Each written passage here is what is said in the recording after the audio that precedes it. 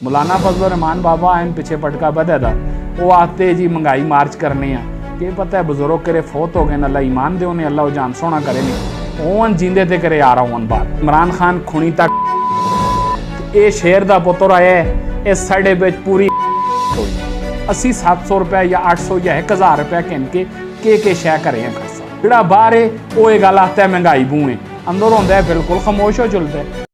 बिस्मिल्लाहिर्रहमानिर्रहीम। ਜਿਹੜੇ ਵੀ ਮੇਰੇ ਭੈਣ ਭਰਾ ਮੇਰੀ ਗੱਲ ਸੁਣਦੇ ਨੇ ਗੱਲ ਬੜੇ ਗੌਰ ਨਾਲ ਸੁਣਿਓ।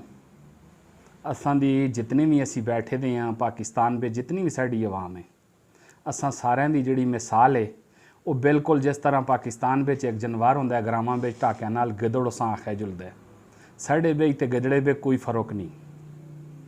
ਉਸ ਦੀ ਵਜ੍ਹਾ ਜਦੋਂ ਪਹਿਲਾ ਗਿੱਦੜ ਬੋਲਦਾ ਹੈ ਰਾਤੀ ਵੇਲੇ ਵੂਈ ਵੂਈ ਕਰਦਾ ਪਿੱਛੋਂ ਸਾਰੇ ਵੂਈ ਵੂਈ ਕਰਦੇ ਨੇ। पहले गजड़े हैं किसी वंज के पूछे तू क्यों बोलते हैं उस आखा मुको तो दरो दासा मैं तां बोलदा। इन्हें पूछो तुसी की बोले हो उन्हें जिस टाइम पूछा गया तुसी की बोले हो तो उन्हें आखा तू बोले असी भी बोल गए हैं। 20 करोड़ अवाम है एक प्लेट बिच के ननो जिस बिचों 12 करोड़ अवाम दीवानी हुई दी है PTI दी नून लीग दी पीपल पार्टी दी अल्ताफ भाई दी पिछे रह गई 12 करोड़ अवाम अजकल साढ़े उलमा का भला होवे वो असां इन्हां बंड के रख छोड़े।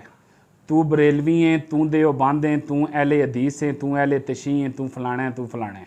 2 करोड़ 1.25 करोड़ आदमी लग गए कमियत सतह पे मैं खान मैं चौधरी मैं मलोक मैं सरदार मैं तंदोली मैं फलाना।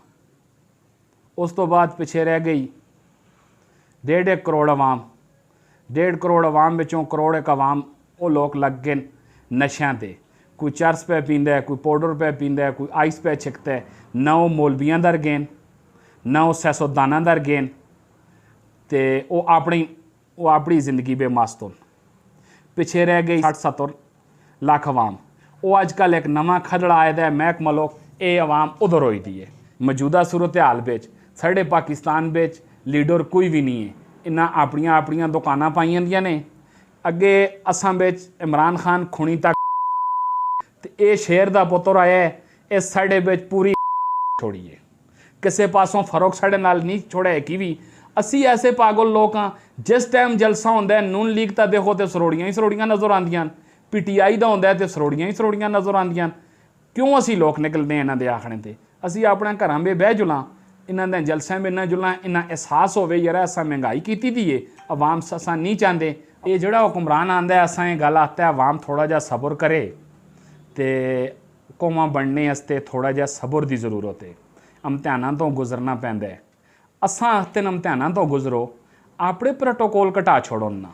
ये जिधर जुलदा है एक आदमी एक महीने जुलदा है उस नाल 5 गड्डियां जुलदियां कदों ना 5 गड्डियां एक महीने चला जुले गड्डी जुले 5 गड्डियां खलोन 5-6 हज़ार का डीजल बचे असां कोई रिलीफ देओ ना। साढ़े जनाजियां उत्ते नून वाले आंदे ना लाम वाले ना PTI वाले असी लोग एक दूए इन्हां लोगों के सिरे तो मारते भी आवां एक दूए नालों गमियां शादियां भी छोड़ देने आ।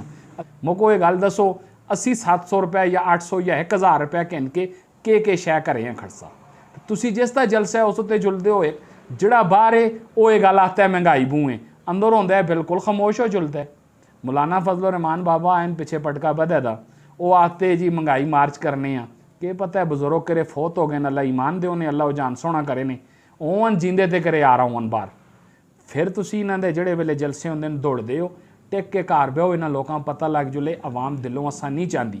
क्यों नहीं चाहती असां अवाम बिच तां असां अवाम नहीं चाहती बड़ी भोली कौम आ असी ते इन्हां ही लफ्ज़ां नाल मैं सलाम करना वस्सलाम जी।